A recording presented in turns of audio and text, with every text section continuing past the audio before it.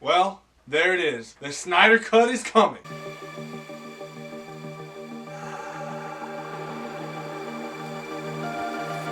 So the other day there was a Wizard Con, and this one guy went up to Jason, and he simply asked him. He said, "So, are all the VFX done and everything?" Then he says, Jason responds with, "Ah, man, if I just said these two words, you would freak out. I hope they leak it." And then he says, "My guess is those two words were going to be, it's ready, it's done. Hashtag release the Snyder Cut." Shortly after that, Jason puts up on his Instagram story, "It's coming." Now, beneath that, it says his YouTube documentary series he's always working on called On the Road. That right there, to me, is confirmation. I've been telling you guys that this movie is coming. If I could be 100%, I would be 100%, but I can't be. I'm 99.9% sure the Snyder Cut is coming. Of course, in Jason's words, he says, "I hope they leak it." Now, so that makes it seem like, is it not coming? Are they not releasing it?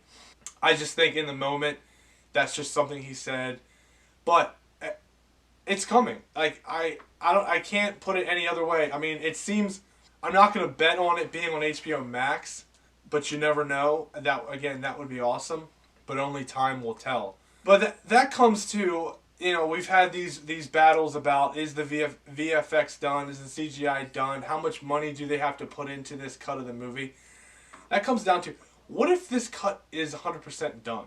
If it's already done, then they for sure are going to release it. Again, money is on the table for WB. They know this. They are keeping this thing so close to the chest it's not even funny. When they release this movie, it's going to make so much money. And you know what? You can't. If one guy is stopping this from getting released, that's total bullshit. And again, Toby Emmerich needs to be fired. The people at WB who are not releasing this need to be fired for all I care. It's not going to hurt anyone. All it's going to do is make you money.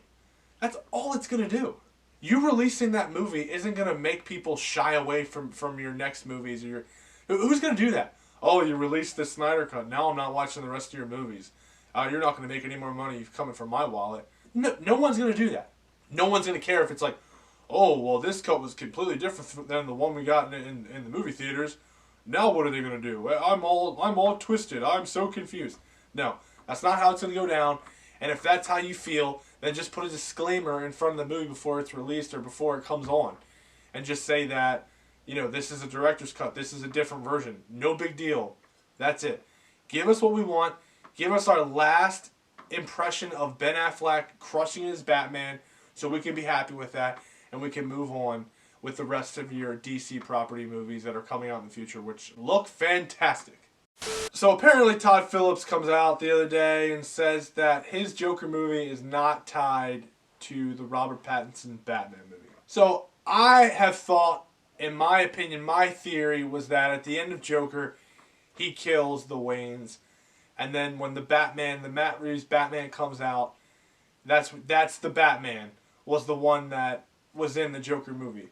The little Bruce Wayne turns out to be Robert Pattinson in the future. That's what I thought. I thought they were connected. I thought they were doing their own separate universe from the DCEU, which would have been fantastic. So now Todd Phillips is saying that's not happening. Again, that's fine. I don't need these films to connect. But again, he could be lying. I mean, this is what they do. This is what directors and actors do all the time. Because they're held to secrecy. They have to lie, or they can't talk about certain things. They can't talk about the movie. You're giving stuff away. So of course, Todd Phillips isn't going to be like, "Yeah, they're connected," because that blows the plot. That's a huge spoiler. So there could be that. There could be him saying that he could be lying. There are so many ways to, especially with the DC content, to bring these stories all together. And I believe the whole multiverse idea would be a great thing, or the whole Flash idea would be a great thing. Okay, listen. So apparently you're done with Ben Affleck as Batman. Okay, I think I've finally gotten over that. I think we're all fine with that. But you need to keep everyone else. It looks like everyone else is still on board. Gal Gadot, Jason Momoa, Ezra Miller is going to get his Flash movie. Cyborg, still not sure about him. I said Jason Momoa. All those guys are still intact. Now you got Henry Cavill, still not sure about him. But for the most part, it looks like he's still on board. So the only one out is Ben Affleck. Now you could easily do a multiverse story where somehow, some way, Robert Pattinson's Batman takes over Ben Affleck's Batman with him, I don't know, moving on from the position. That's probably your best bet, or unless you come out with another movie and you show him dying, I don't know, or unless it's inferred, I don't know. And then you have the old Flash idea, going back and changing the events of the future, and then there being a different Batman. But there's so many different things you could do. But only time will tell. When the Joker comes out, we'll get an idea of how this film is, and how truly epic it's going to be, according to everyone. And how it ties in maybe with a Batman movie or Batman franchise. And then when the Batman comes out, you'll get even more information. And you'll see what they're going with and how they're going to pull that off. So only time will tell. We just have to wait and see. So thanks again, guys, for watching. And please subscribe, because that helps me. And in return, I can help you. As always, guys, every Monday, Wednesday, Friday, 8 a.m. Eastern Time, new content. So make sure you come back and check it out. And as always, thank you for watching.